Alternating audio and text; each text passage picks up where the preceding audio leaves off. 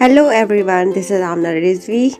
आज मैं आपके लिए लाई हूँ हिचकियों के लिए एक मज़ेदार सा टोटका। हिचकियाँ जो कभी भी बिन बुलाए मेहमान की तरह आ जाती हैं और हमें बहुत परेशान करती हैं।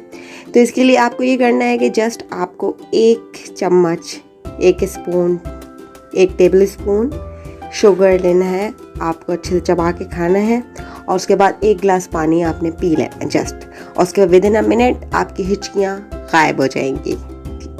इस टिप को लाइक करें और शेयर करें। टेक केयर, अल्लाह हाफ़िज़।